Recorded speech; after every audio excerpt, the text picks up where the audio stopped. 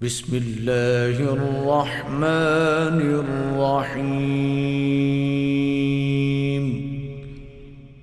نعرہ تکبیر، نعرہ رسالت، نعرہ رسالت، نعرہ حیدری، تاجدار ختم نبوت،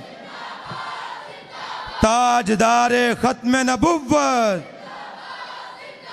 صاحبزادہ زاہد مسعود چشتی صاحب سے آپ مختصر وقت میں اپنے خیالات کا اظہار فرمائیں گے۔ نعرہ تکبیر، نعرہ رسالت، نعرہ حیدری، تاجدار ختم نبوت۔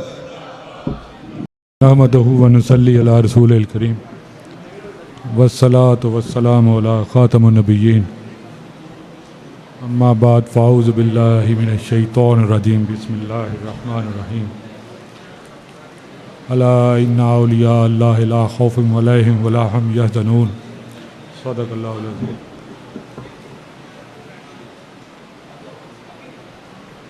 غالب ندیم دوست سے آتی ہے بوئے دوست، غالب ندیم دوست سے آتی ہے بوئے دوست، مشغول حق ہوں بندگی بو تراب میں۔ والد گرامی حضرت قبلہ پیر ابو طاہر محمد عبدالعزیز چشتی رحمۃ اللہ علیہ، ان کا اس موقع پر اس دار فانی سے کوچ کر جانا، صرف میں سمجھتا ہوں ہم ہی یتیم نہیں ہوئے، سنیت یتیم ہو گئی ہے۔ اس بات کی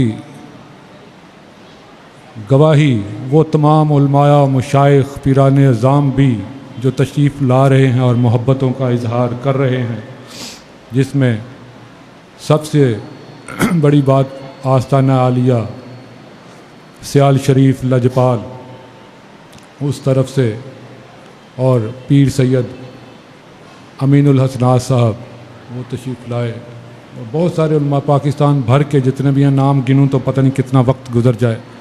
میں یہاں پہ کھڑا ہوں، سب سے زیادہ وقت، سب سے زیادہ ٹائم، سب سے زیادہ میری نظر میں جو محبت، عزت، احترام، تقدس کا رشتہ تھا وہ قبلہ محمد حنیف چشتی صاحب مدد اللہ العالی ان سے تھا۔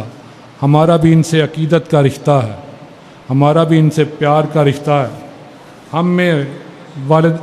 ہمیں ان میں وہ غالب ندیم دوست سے آتی ہے بوئے دوست کے مصداق، ہمیں ان سے والد گرامی کی خوشبو آتی ہے کہ وہ اکثر یہاں پہ تشریف لایا کرتے، وہ اکثر یہاں پہ ان کے پاس گھنٹوں بیٹھا کرتے۔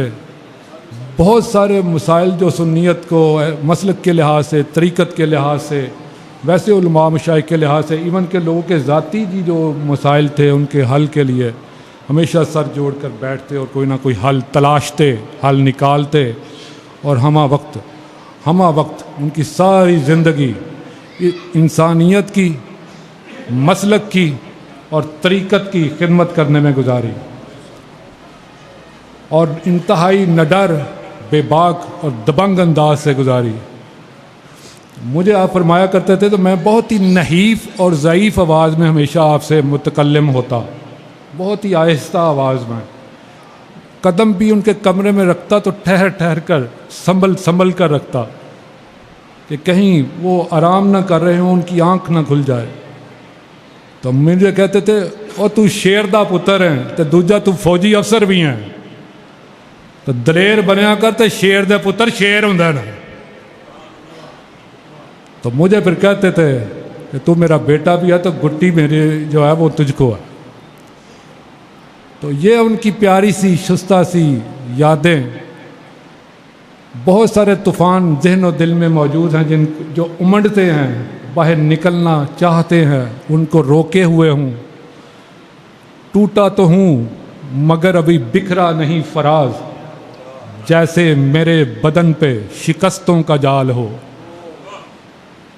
اسی کے مصداق اپنے آپ کو گرتا ہوا پاتا ہوں، پھر انہی کی وہ وصیتیں، نصیحتیں اور باتیں لے کر اٹھتا ہوں، سمیٹتا ہوں، کھڑا ہوتا ہوں۔ تو بہرحال بات طویل نہ ہو جائے، میں بس اس بات پہ ہی کروں گا۔ ایک بات میں واضح کر دوں، جانشین جو آپ کے ہیں وہ بڑے صاحبزادہ پیر محمد طاہر مسعود چشتی مدد اللہ علیہ ہیں، ٹھیک ہے۔ مجھے جو انہوں نے جو انتظامی لحاظ سے اور خطبات کے لحاظ سے جو ذمہ داری عائد کی تھی وہ مجھ پر اپنی حیات میں ہی کر دی تھی۔ آپ جب کبھی بھی بیمار ہوتے 35-40 دفعہ ایسا موقع ملا کہ آپ کی بیماری کی وجہ سے، آپ کی جو اس طرح پرابلمس کی وجہ سے، due to the illness and the sickness, I used to appear in the mosque and I used to deliver the lecture on Jummah۔ تو ٹھیک ہے، میں ہی ان کے جگہ پہ جا کے پھر جو وہ اس طرح خطبہ جو ہے وہ دیا، اور مجھے فرمایا کرتے کہ میری چیزوں کو لے کر یہ خطبات کے لحاظ سے تم نے آگے چلنا ہے، اور میں یہ سمجھتا ہوں کہ تو بھی میری طرح۔ میں خیر پتہ نہیں، کچھ لوگ کہتے بھی ہیں کہ آپ کی عادات ان سے کافی ملتی ہیں، دبنگ اور لحاظ سے کہہ لیں، کچھ ایک ان کا بیٹا دوسرا فوجی افسر، تو وہ ڈبل چیزیں ہو گئیں۔ تو اس لحاظ سے میں بھی اللہ کے حکم سے پیر سیال کے نالین پاک کے صدقے، سرکار دو عالم صلی اللہ علیہ وسلم کے نالین پاک کے صدقے، میں بھی اسی در کا کتا ہوں جہاں سے ہمیں فیض ملا، پیر سیال کا، ٹھیک ہے جی۔ تو لہٰذا اللہ تعالی ہمارا حامی و ناصر ہو، اور آپ کی دعائیں اور آپ کی حوصلہ مندیاں ان کی ضرورت ہے۔